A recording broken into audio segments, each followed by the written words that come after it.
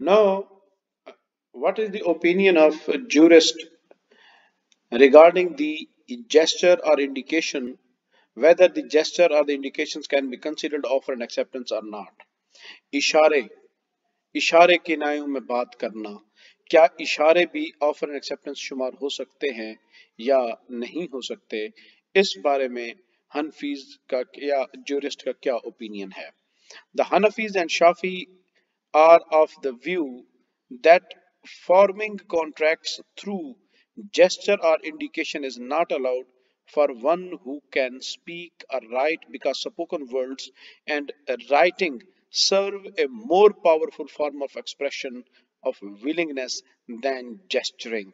यानी हनफी और शाफियों का कहना तो ये है कि जो बंदा बोल सकता है वो सिर्फ इशारों से बात ना करे, सिर्फ इशारे उसकी तरफ से ऑफर एंड एक्सेप्टेंस शुमार नहीं होंगे, क्योंकि जो शख्स बोल सकता है बोल भी नहीं रहा और सिर्फ इशारों के साथ बात कर रहा है, तो कहीं ऐसा ना एक लग जाए कि भाई मुमकिन है किसी आदमी को मजबूर किया गया हो, इस वजह से वो बोल ना रहा हो, तो वो सिर्फ इशारों में कोई चीज बात कर रहा हो।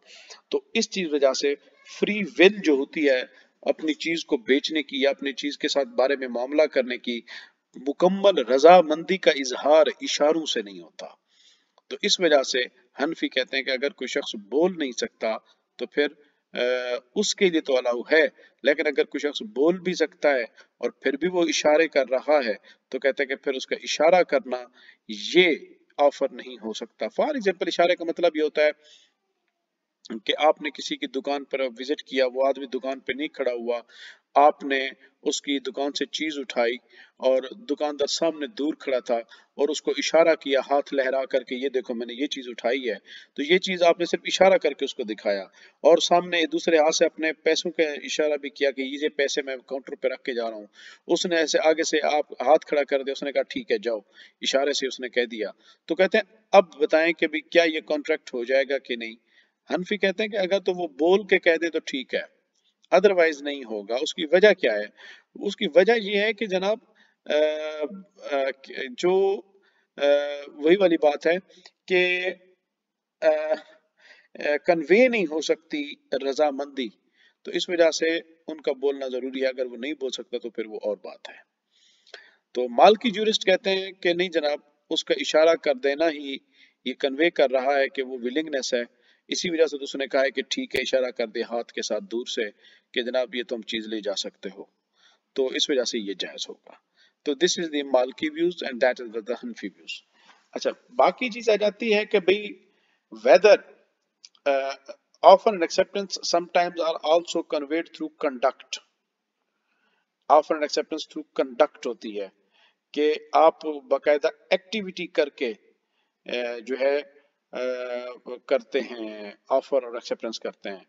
For example, and it this is known as मुआतात, बैताती भी इसको कहा जाता है और ये मुआतात कहलाता है।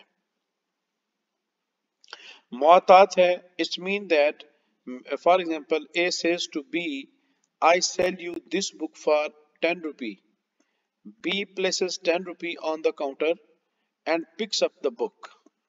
अब ये देखें कि ए ने कहा कि भी मैं ये किताब आपको बेचता हूं 10 रुपए की, फॉर एग्जाम्पल $10 की, और उसने बायर ने क्या किया, बायर ने कुछ भी नहीं बोला, बायर ने सिर्फ $10 काउंटर पे रखे और किताब लेके चला गया।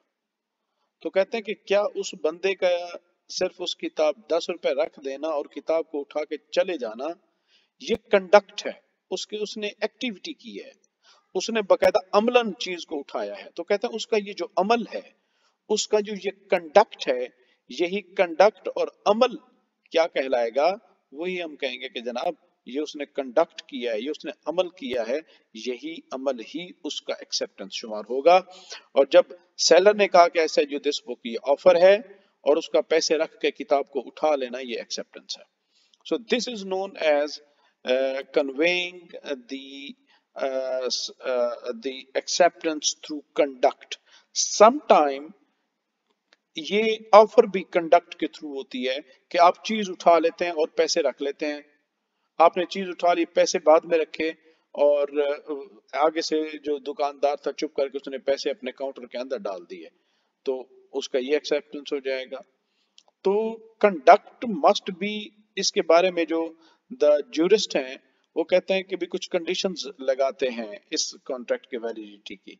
वो कहते हैं conduct must be from both sides, seller और बायर दोनों की तरफ से कंडक्ट हो। मिसाल के तौर पर बायर ने चीज उठा ली और पैसे रख लिए, लेकिन आगे सेलर पैसे नहीं उठा रहा और उस बायर के मुंह को देख रहा है। इसका मतलब ये है कि वो ये कहना चाह रहा है, अगर बोल भी नहीं रहा लेकिन वो पैसे नहीं उठा रहा, इसका मतलब ये है कि भी वो ये कह रहा है कि भी पैसे थोड़े दे रहे हो, पैसे और बढ़ाओ, कीमत तुम कम दे रहे हो। तो जो वो कुछ पैसे और रखता है तो फिर पैसे, जैसे ही बायर सेलर पैसे उठा लेगा, उसका पैसे उठाना ये कंडक्ट होगा कि उसने एक्सेप्ट कर लिया। तो इसलिए कहते हैं कि भी कंडक्ट जो है वो बायर भी करे और सेलर भी करे, दोनों की तरफ से कंडक्ट होना चाहिए। और there must be an intention, और दोनों की तरफ से इंटेंशन भी ऑफर एंड इजाब की होनी चाहिए कि मैं इसलिए ही ये काम कर रहा हूं। तो इसको कहा जाता है कि भाई ऑफर एंड एक्सेप्टेंस को उसने कन्वे किया थ्रू कंडक्ट के, और इसको मुआतात कहते हैं। अच्छा, इसी तरह that the item must be of small value, इमाम मालिक कहते हैं कि जहां पर आप through conduct offer and acceptance convey कर रहे हैं, वो चीज कोई महंगी नहीं होनी चाहिए।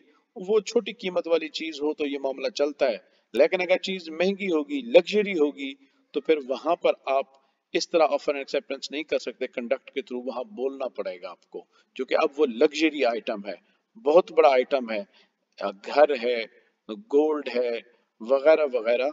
तो वहां पर अब आपको एक्सपेंसिव चीजें हैं, उनके बारे में अब आपको बोल के बताना पड़ेगा, कन्वे करना पड़ेगा। सिर्फ कंडक्ट काफी नहीं होगा, कंडक्ट काफी नहीं होगा, बल्कि बोल के बताना पड़ेगा कि आप की जो रजामंदी है इस बारे में वो क्या है।